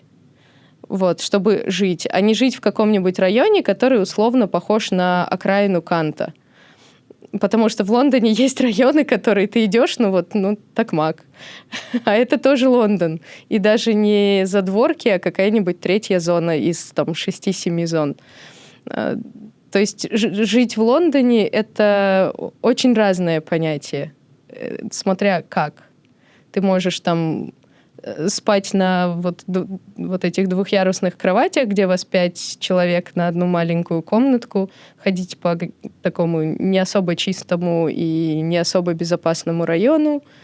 И, а чем тогда там лучше? Я не знаю, вот вы скажите, чем лучше. То есть жить в Лондоне и жить в Лондоне может быть очень разными вещами. Мы с вами затронули язык, а как вы вообще британцев научились понимать? Потому что у них же совершенно другой английский язык. Ой, у них там даже в Лондоне несколько разных акцентов, и я не до конца еще и не всех научилась понимать на самом деле. Они проглатывают какая-то дичь английская. Некоторые буквы, иногда целое скопище букв могут опустить, и ты думаешь, зачем вам эти буквы были нужны, если вы их не произносите. Но это прикольно. Но они злятся, когда ты говоришь, типа, сори, мы учили американский английский. Они такие, что, американский английский? Они украли наш язык. Что такое американский английский? Это наш английский. Да. Проще понимать каких-то пакистанцев, китайцев и тому подобное, чем понимать британцев. Ну да, там у ирландцев отдельный акцент, у шотландцев отдельный. По Британии тоже много разных, и я не скажу, что я эксперт в этом, что могу их отличать. Там, могу только сказать, что много разных акцентов, и кого-то я понимаю, а кого-то не особо. Влились ли вы в кыргызское комьюнити в Великобритании? И вообще есть ли оно там какое-то? Есть. Я в основном общаюсь с центральноазиатами в Великобритании. Во-первых, потому что по программе Чивнинг как-то так получилось, что мы общаемся с казахами, с узбеками. Недавно с таджикистанцами познакомились, даже с туркменистанцами познакомились. Все равно вот этот вот какой-то общий менталитет нам как-то вместе проще, понятнее. У нас какие-то общие темы, да, для разговоров. У нас плюс-минус, да, один регион и так далее. То есть у меня круг общения в основном центральноазиатский. Если не брать университет, а вот там в общежитии или там вне и так далее. Плюс я снимаю небольшие видео про выходцев из Центральной Азии, которые работают сейчас в Великобритании. И там тоже с ними по чуть-чуть знакомлюсь, узнаю, кто чем занимается, кто что делает. Вы выкладываете? На Затыки выходит. На Затыки, на Озодлики, на Озоди, то есть на все центральноазиатские службы. Я как фрилансер, то есть я не штатный... Шабашить, получается, и там, да? Я не штатный сотрудник, я как фрилансер снимаю небольшие видео и вот про наших там. И это тоже классно и в плане того, что это позволяет не забывать, да, набивать руку, да, постоянно, и плюс поддерживать какие-то контакты с интересными людьми, узнавать их истории, как они переехали, зачем они переехали, что они там делают и так далее. Какие советы можно дать тем, кто собирается поступить из Центральной Азии в зарубежный какой-нибудь вуз? Вот там опять возьмем топ-3 или топ-5 советов от Елены Нечаевой. В зарубежный вуз просто поступить или еще какой-то грант получить на это и по какой-то я программе думаю, тут, пройти? наверное, вопрос правильнее будет разделить на две части. В первую очередь, как получить бесплатное образование. Угу. А второе, сколько денег нужно готовить родителям, потому что, к сожалению, подкасты такого рода не будут смотреть молодежь, а скорее будут смотреть их мамы и папы. Потому что в целом, я не знаю, как в других странах, но мне кажется, что плюс-минус одинаково. Проблемы прям поступить, если это не какой-нибудь Оксфорд, Гарвард или что-то такое, проблемы прям поступить нет, потому что все равно вузы — это капитализм, это коммерция, как и у нас здесь. Если есть деньги или есть кто заплатит, то прям такой огромной проблемы поступить. Куда-нибудь поступишь за рубеж. А вот именно с оплатой, то есть Великобритания, кстати, не супер дорогая по сравнению со Штатами. То есть в Штатах образование стоит гораздо дороже, например. Поэтому со Штатов многие приезжают в Великобританию учиться, детей отправляют туда, потому что там в 2-2,5 раза дешевле в итоге получается. Я думаю, что стоит искать какие-то варианты скидок или варианты сделать это бесплатно, участвовать в международных программах, пытаться подавать на какие-то гранты. Что можно посоветовать? В первую очередь изучить все, изучить цель, потому что мне тоже бывает пишут, да, частенько, а помоги, пожалуйста, подскажи, а как ты поехала? Я говорю, вот такая программа, скидываю ссылку на свой блог, где я все рассказываю, как я попала на Чивнинг, скидываю ссылку на официальную страничку Чивнинга, говорю, вот это вот все посмотрите, почитайте. Если останутся вопросы, тогда, пожалуйста, я буду рада помочь. Но если человеку лень даже прочитать основную страничку программы, да, там сайт изучить и посмотреть несколько видео на YouTube, то, тогда можно даже не стараться, потому что, дальше с учебой будет вообще все туго, потому что там нужно очень много читать. Это очень много читать, много заполнений заявок. Нужно большое терпение, конечно, потому что процесс непростой был подачи. В университет поступить это не так сложно, а именно пройти по Чивнингу это было сложно. Я не с первого раза прошла, я со второго раза прошла. И это очень много занимало времени, очень много занимало сил. Потом уже в университете тоже ты, когда приезжаешь, тебе нужно очень много всего читать, очень много всего заполнять, очень много всего писать. И если ты не готов на начальном этапе просто прочесть страничку программы и описание программы, а просто спрашиваешь там у человека, который съездил, расскажи, пожалуйста, что за программа, тогда лучше как бы и не стоит пытаться. Плюс такая небольшая мотивашка.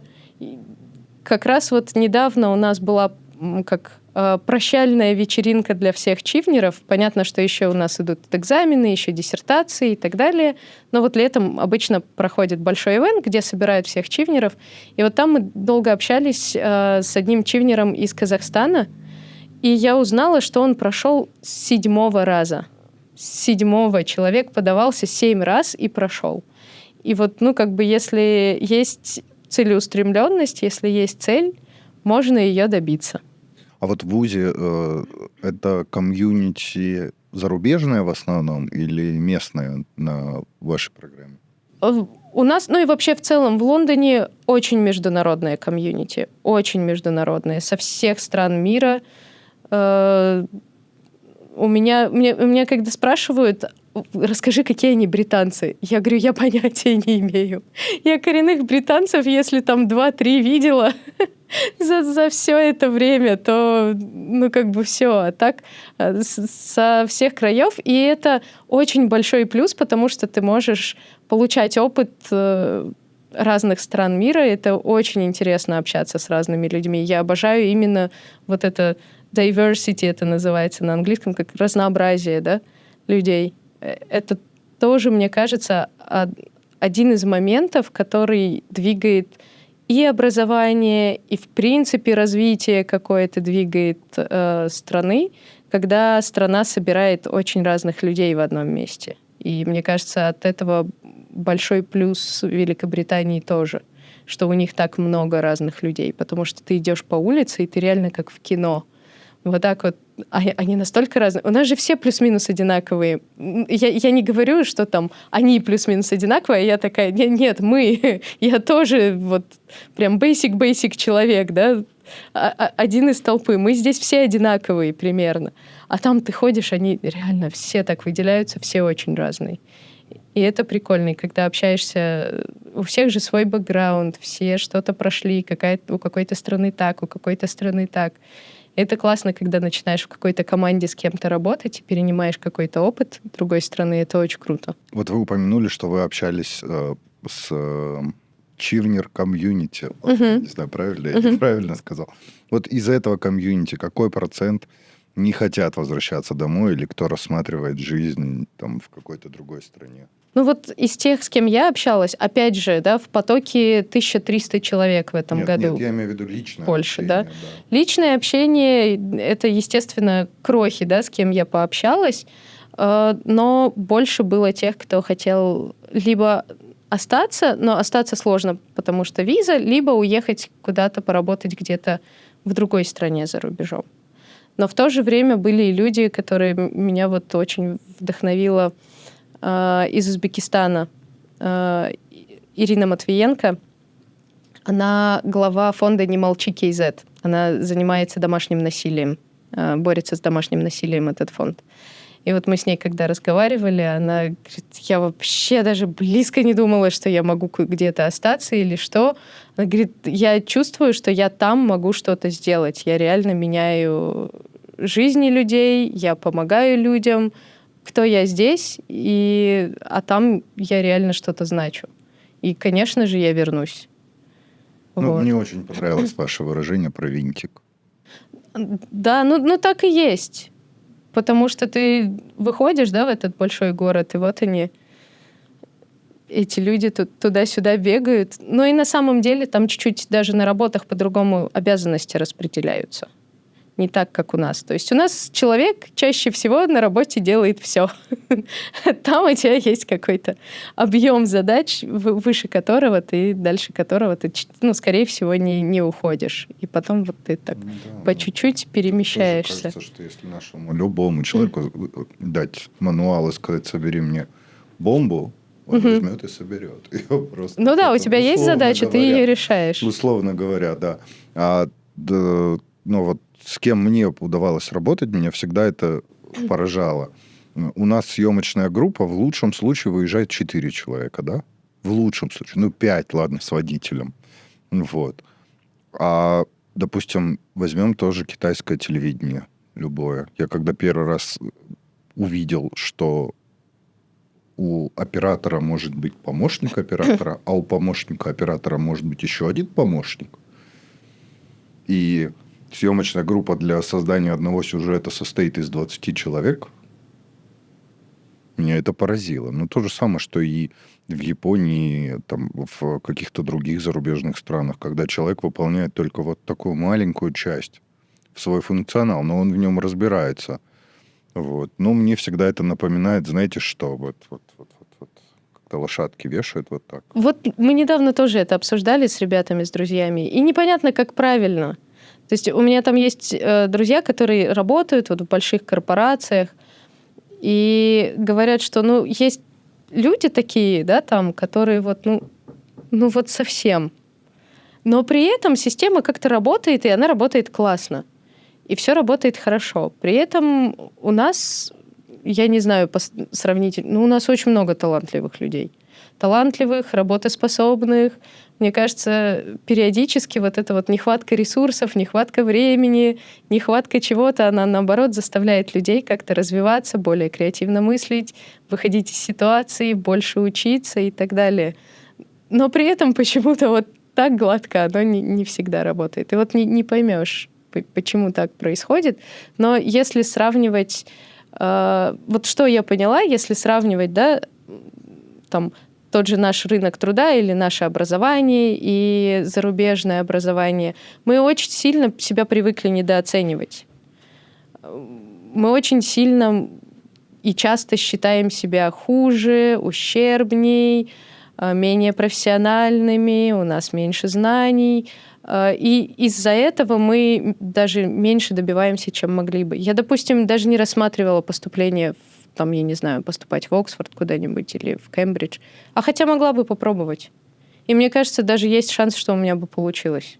Но именно из-за вот этого мышления, типа, где я, где Оксфорд, да, я даже не попробовала. А сейчас я понимаю, что так мыслить нельзя. И с точки зрения работы тоже я вот говорила с людьми, да, и там и с карьерными консультантами говорила. Там тоже живут обычные люди. Там тоже есть лентяи. Там тоже есть и профессионалы, и непрофессионалы. Вы прошлись просто по моим болям. Потому что я один из элементов, почему я ушел с археологии, стал тот, что сюда приезжает огромное количество... то есть денег у нас своих нет, вы знаете, да? И сюда приезжает огромное количество иностранных экспедиций. Я там об их компетенции не буду говорить, да? Но у меня всегда это как обижало, скажем так. Приезжает какой-то студент, или вот он только закончил магистерскую, или что-то еще, ну, такой молодой.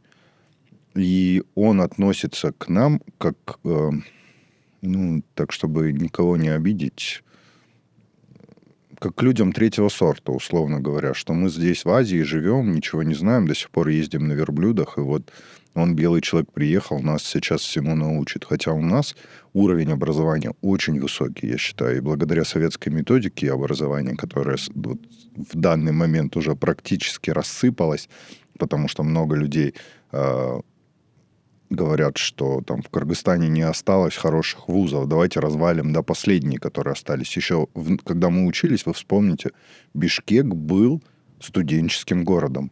170 вузов было. 170 вузов. Что от этого всего осталось? Где работают все эти преподаватели? У нас очень хорошее образование. Я вот сюда вставлю, прям вот в этот фрагмент я снимал подкаст с британцем, который переехал сюда жить. Учиться он здесь решил. Он просто целенаправленно закончил там и переехал сюда. Тут практически ваша история, только наоборот. Коренным британцам, который сейчас... То есть он здесь... Практика, да, это называется, когда проходишь внутри университета в другой стране. Он выбил там практику, приехал сюда, отучился здесь, поехал в Россию, отучился. И сейчас хочет поступать в МГУ, потому что он считает российское образование выше британского. Вот у них такое впечатление. Это вот как вы сейчас рассказали, что там в этом, условно говоря, в вузе... сказать, в Америке американцы приезжают в Британию учиться, потому что дешевле, а вот он потому что качество лучше. Вот. И я думаю, что у нас для получения качественного образования есть все. Просто нет желания у студентов учиться, потому что там уровень студентов, отношение преподавателей к студентам совершенно другое. А у нас, как мне недавно тоже сказали, очень хорошую фразу такую, просто вы все не умеете не принимать работу некачественную. То есть вам студент сделал, пойдет. Вы не можете ему сказать, иди переделывай. Он тебя задолбит, и он сам не захочет переделывать. Студенты не хотят там, ходить в библиотеки, условно говоря, и тому подобное. То есть не хотят свои, soft skills, как эти скиллы, hard skills, soft skills сейчас прокачивать. Они просто вот на этой волне, на потоке движутся. Поэтому наше образование считают сейчас, плохим. Я вот буквально, когда готовился к вашему подкасту, посмотрел подкаст с этим Ололо, который... С Даниэром Аманалиевым, да? Да, вот. Он сказал, что у нас в Кыргызстане там типа лучшие вузы, и перечислил все пиндосские, на мой вкус, вузы. Ну, то есть АУЦа, я согласен, хороший вуз. По поводу вуза этого Агахановского я готов поспорить. По поводу вуза Такмакского, который тоже с АУЦа. Да. Тоже я готов поспорить. Вот. Еще какие-то он называл вузы. Я считаю, Национальный университет у нас хороший вуз. Ожский государственный университет. Это замечательный вуз с прекрасными преподавателями. Вот. И когда у нас в стране говорят открыто, пиаря вот такое, как пиндосское прозападное образование, я вот с этим не согласен. В первую очередь, если вы говорите о хороших вузах, вы должны говорить о доступе к обучению, к образованию, правильно? Государство нас обеспечивает этот доступ благодаря замечательным вузам. Вот. Поэтому, в АУЦа не у каждого студента получится поступить, я думаю, да? Ну да, но я не могу, к сожалению, сейчас судить об университетах вот вы в Кыргызстане. В АУЦа, вы что можете сказать? Разница большая АУЦа и Славянского университета? Так я преподавала это только один курс. С чистой совестью можете мочить тогда. Нет, я и плохого ничего не могу сказать. Ну, по студентам только могу судить, да, я же не могу говорить по остальным программам. По студентам могу судить, толковые ребята были, хорошие, интересные, заинтересованные. с умными взглядами. В принципе, мне этот опыт очень понравился. Я не могу прям ничего плохого про УЦА сказать. Но вообще желание вот после обучения есть преподавать у вас? Первое, что я подумала, думаю, я должна все переделать, надо все сделать по-другому. Я еще вот это упустила, и вот это. И модель должна быть другая. Ну, вдохновения много приходит на самом деле. Хочется вот все вот это вот внедрить. Я понимаю, что я бы не хотела быть преподавателем постоянно, да, и только этим заниматься, но какой-то практический курс, может быть, в будущем вести, опять же, я бы смогла. И я все равно для себя разделяю академию, да, вот эти как бы академические, да, какие-то теоретические знания и практические, потому что мне повезло, что я учусь в вузе сильно нацеленном на практику. Когда что-то там у нас был курс по дизайну, и там было очень много теории, и вот там я уже немножечко начинаю грустить и лажать, скажем так. Потому что не мое. Я очень ценю людей, которые занимаются теоретизацией знаний, да, и все это для человечества в будущем все это сохраняют и делают это по правилам, по определенным. Это очень важная работа, но мне надо, чтобы вот это работало прямо вот здесь и сейчас. И в этом плане, конечно, опять же, при моей огромной любви к славянскому и огромной благодарности,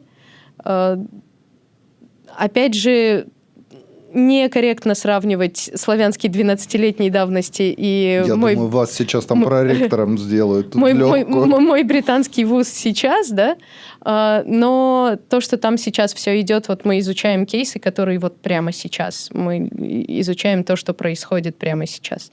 12 лет назад мы даже немножечко изучали в славянском верстку газет, и это даже тогда уже было немножко устаревающей вещью.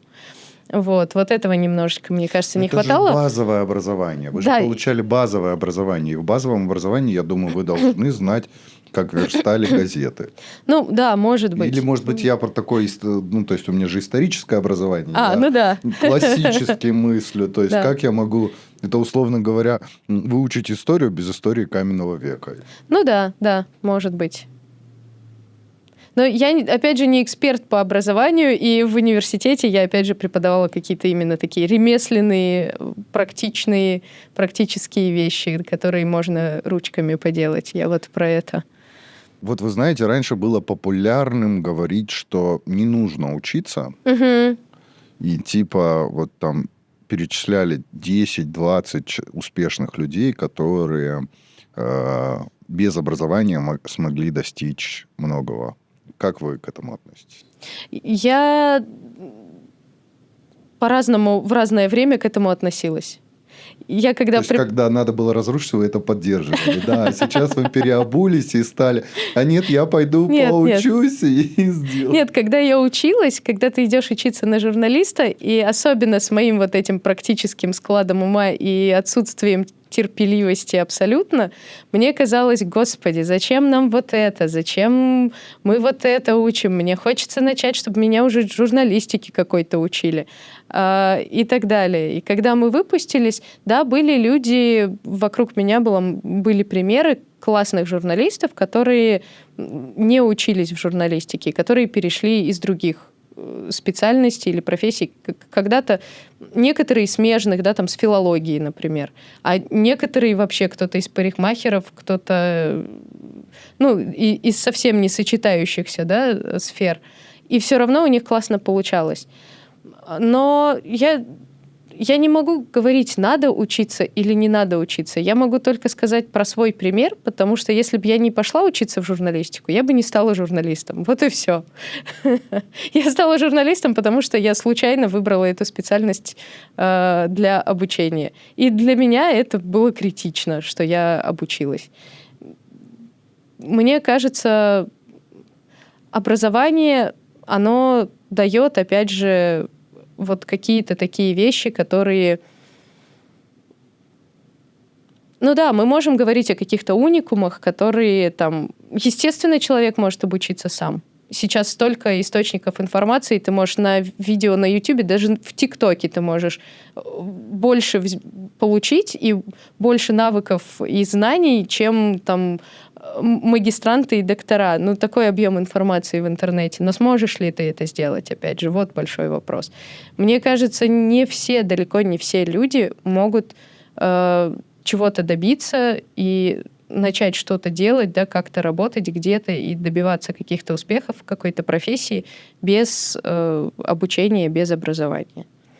У меня такой олдовый. Вы не можете оценить в полной мере, нужно образование или не нужно, потому что оно у вас есть. Ну да. Но это невозможно просто, потому что вы можете сказать: ой, я могу научиться любой профессии через YouTube, что вы сейчас сказали. Но вы вспомните, что первые 2 курса в университете образовательные, они учат учиться и искать знания, получать новые знания, черпать их откуда-то. Поэтому вы получили вот этот навык, и теперь вы, конечно, можете. Как вы относитесь к онлайн-образованию и вообще, что вы думаете по поводу онлайн-курсов? Нужно их покупать, не нужно их покупать? Можно ли чему-то научиться на них? Вот можно ли журналистике научиться на курсах там кого-то? Именно вот курсом, да, каким-то? Да. Цыганство и тому подобное. Ну, бывают классные курсы, реально, которые, мне кажется, стоит проходить. Но в то же время я не думаю, что есть какая-то информация, которую ты не можешь, опять же, получить бесплатно. Я как такой халявщик, который сейчас на халяву учится в Великобритании. И, ну, то есть на том же LinkedIn есть куча курсов, и они все открытые, бесплатные. Там, я не знаю, Гарварды, Стэнфорды выкладывают свои курсы. Они бесплатные. На YouTube есть огромное количество видео. И я именно как потребитель, если с точки зрения потребителя, я не покупаю курсы, потому что если мне чему-то надо обучиться, но я гуглить умею, на крайний случай, да.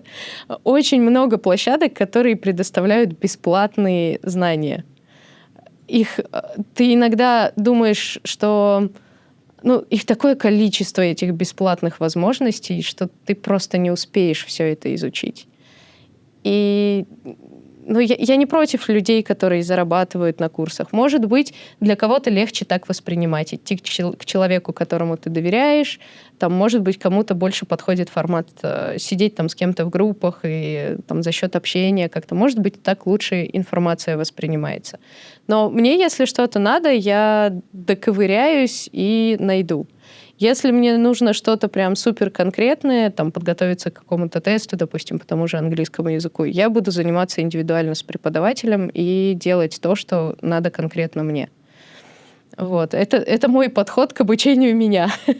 А как я отношусь к обучению других, мне кажется, каждый должен выбирать именно тот формат, который ему подходит. И вот, кому-то удобней там через интернет-площадки обучаться, кому-то удобнее ходить на какие-то курсы, кому-то удобнее послушать преподавателя, кому-то нравится в вузе, кому-то нравится на курсах. Я в плане знаний халявщица. Я люблю учиться так. Как обучение за рубежом изменило ваши амбиции? И когда вы вернетесь на родину, как вы думаете, как вы будете относиться к другим? Будете ли абьюзить своих коллег или что-то в таком формате? Говорит, вот я-то получила образование в Англии, а вы что здесь сидите? Челядь, да. Нет, конечно.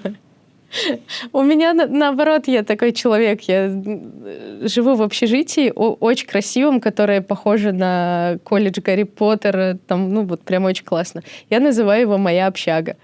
Свой универ я называю «Моя шарага». Я вообще не люблю, когда присваивают какое-то такое что-то возвышенное каким-то вещам. И, грубо говоря, я не тот человек, который умеет выпендриваться, да. В этом плане ничего не поменялось. Как бы поменялась только мысль о том, что мир больше, мир шире, много всего интересного везде происходит, и можно на это тоже смотреть. Немножко каша в голове от этого происходит, когда у тебя так сильно открываются, да, ворота, и ты такой, о боже. Но я думаю, что когда я вернусь, все это как-то, ну или ближе к тому времени, все это как-то сложится в... Все эти разбросанные кирпичи в какую-нибудь стеночку дособерутся. Я очень на это надеюсь. Больше, наверное, даже не с точки зрения там знаний или обучения, а это же еще и какой-то жизненный опыт большой.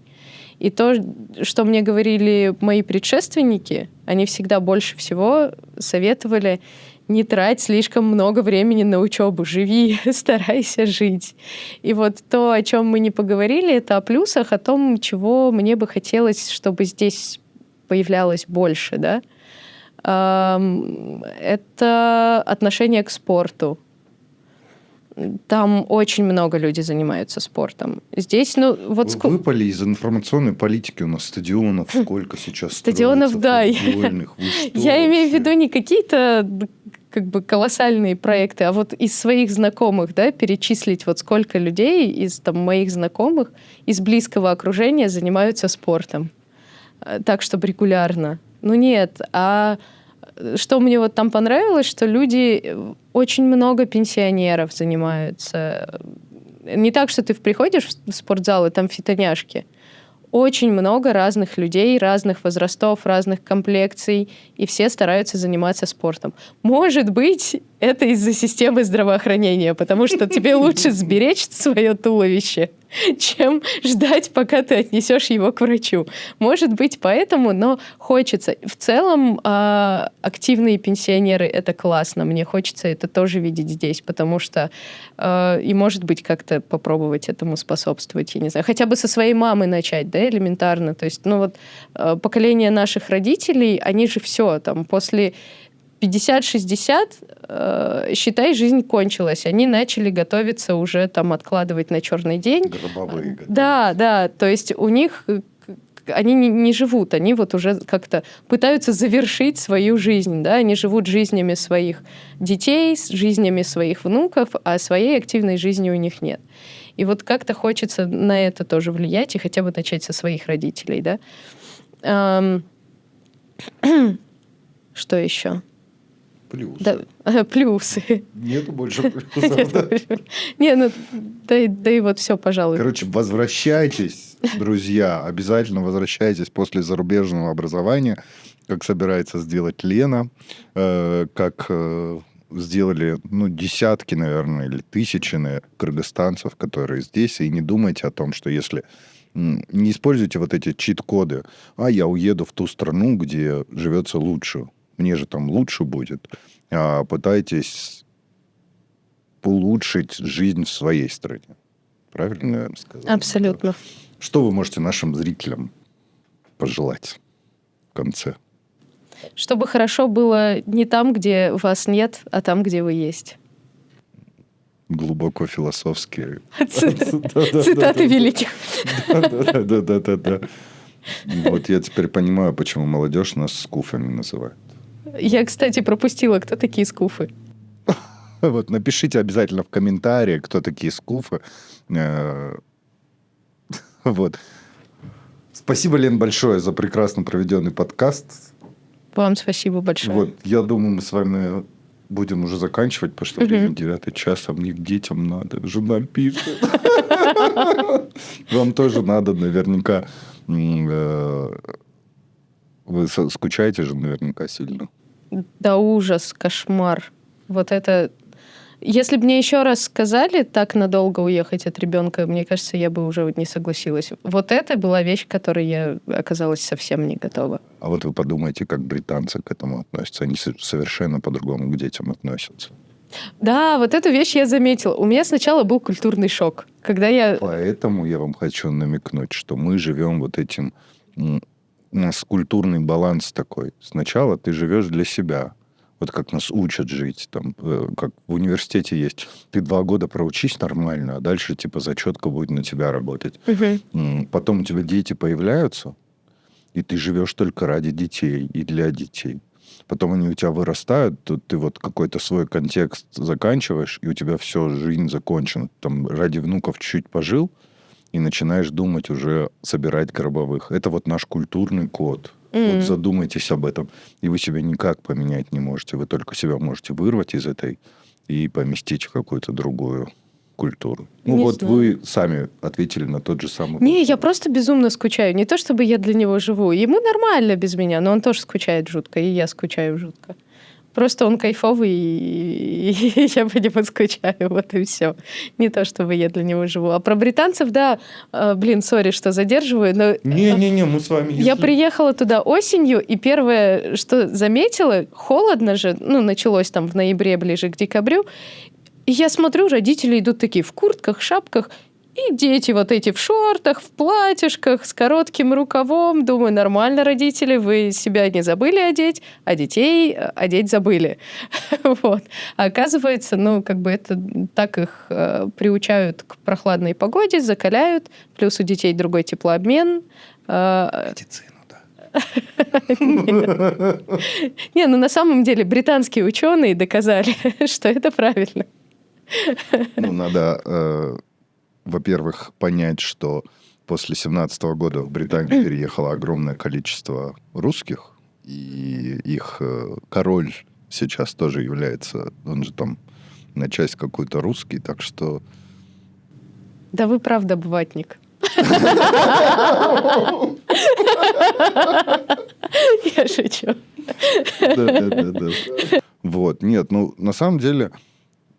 Столько тем, о которых хотелось бы поговорить. Вот, допустим, мы с вами задели здравоохранение. Там жизнь современных пенсионеров в Кыргызстане.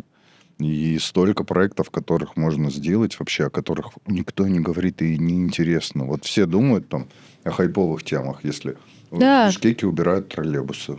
Блин, а никто не думает, а эти троллейбусы, может быть, уже и давно пора убрать. Вот, или оставить их. То есть они какое количество энергии потребляют зимой, и сколько из этих троллейбусов город недополучает энергии, а вырубается просто свет по всему городу. Даже так по-другому на это все скажите. Посмотрите, но люди как-то привыкли высказывать только одно мнение у нас. Вот, и оно должно быть либо правильным, либо неправильным. У нас вот это понятие «другое». Да, Нет. вот это тоже разница, и это тоже то, что ты замечаешь, и как раз вот это идет из образования, это то, что в тебе развивают там критическое мышление. То есть тебе не говорят, что вот тебе учебник, учи. Тебе говорят, этот думает так, а вот этот считает так. А ты как думаешь? Вот. И в этом плане мне кажется, что это немножко лучше, что у тебя больше есть возможностей думать по-разному, и есть возможность развивать в себе вот это разное мышление. Меня немножечко здесь убивает в том плане, что ты вот реально либо ты ватник, либо ты госдеповская проститутка. И либо ты оба сразу. Вот. Но чего-то среднего или как бы... Нам обязательно нужно вешать, ярлыки друг на друга. А попытаться разобраться в идеях друг друга, попытаться понять, не вешая ярлыки, вот это вот уже сложно. И попытаться подумать, что у человека может быть другое мнение какое-то, и оно тоже имеет право на существование. И мне внутри себя тоже как бы сложно с этим, но я сама с этим борюсь внутри себя, что у тебя такие ценности, а у человека другие. И не факт, что вот твои ценности, они правильные, а ценности другого человека неправильные. Просто у тебя такие, у него такие. И когда ты это понимаешь, становится так легко жить. Я почти перестала спорить. Я вообще не спорю, я только слушаю и киваю. Даже если абсолютно не согласна. Вот опять же к хейтерам возвращаясь, мне стало легко жить после того, как я перестала спорить с хейтерами. Потому что, в спорах истина не рождается. И это тоже как бы результат исследований. Люди чаще всего не меняют свое мнение. Особенно в результате спора. Ты никого не переубедишь никогда. Мы всегда ищем... Ты можешь для кого-то стать экспертом, который за тобой пойдет. Чуть-чуть, да. Вот у человека сформировывается какое-то мнение, но если оно уже сформировано, потом его резко поменять за один там срач в Фейсбуке ты по-любому не сможешь. И поэтому делать это абсолютно бесполезно. И вот когда ты понимаешь, что вы просто разные, у вас разное мнение, и все. И тогда тебе не нужно называть человека ватником или госдеповской проституткой. Вы просто разные. Не, ну вот, кстати, опираясь, как хорошо сказали, ты можешь быть и тем, как в вашем случае. Ну да. Да. Может быть, как главное в журналистике это что? Это объективное мнение, да? Ну, то есть не подкупность, и журналист не должен принимать чью-то сторону, да? Может быть, это и есть ваша награда, что вы вот такой объективный журналист, и вас когда-то называли госдеповской проституткой, а потом ватником из-за объективности, которую видят и те, и другие. Потому что сначала вас смотрели, условно говоря, ватники, которые называли вас госдеповской проституткой, потом посмотрели вас госдеповцы, которые начали называть вас ватником из-за какого-то репортажа. Может быть, это и есть та самая объективность и правильность, по которой надо жить? Ну, я не объективная точно, потому что, опять же, я не верю в объективность. Я очень субъективная. Я всегда всем говорю, я субъективная. Вот. Но, да, у меня на разные... То есть я могу и с теми быть не согласной, и с этими, ну, по разным аспектам. То есть, мне кажется, нельзя вот так брать и два конца света друг другу противопоставлять. Самый тупой диалог, по-моему, это вот из разряда типа ты вот не любишь Америку, а джинсы американские носишь, или что-нибудь, ну, вот типа такого. То есть ты либо должен быть на этой стороне, либо на этой. И вот чего-то другого не дано. Потому что слово само, а это другое, вызывает сейчас, благодаря русским пропагандистам, хотя я и люблю Россию, и верю этим пропагандистам, оно стало нарицательным. Потому что вы посмотрите, все либеральные каналы используют, а это другое. Что значит другое? Потому что у них есть понимание другого. А у нас она просто в наш культурный код не вписана из-за образования, из-за каких-то традиций и тому подобное. Мы этого не понимаем. Ну вот вы уловили, да, суть моей мысли, Да. надеюсь, я правильно понял? Потому что, само понятие одного слова, а какой глубокий смысл вкладывается в это во все? Куда нас унесло? А это другое. А это уже совсем другая история. Другая история. Дорогие зрители, спасибо вам, что вы досмотрели до конца. Спасибо, Лена, что вы смогли прийти, потому что, я не знаю, это 3-й раз, да, когда я вас приглашаю. Вы на прошлых каникулах не смогли приехать, приехали на этих. Вот, я надеюсь, вам было интересно. Пишите обязательно комментарии хейтеровские Лене, кем вы считаете ее. Голосовалка. Ватница или госдеповская? Да. Вот. И как вы думаете, все-таки вернется она или останется там? Ладно, это я тоже вырежу. Все, спасибо вам, Лена. Спасибо.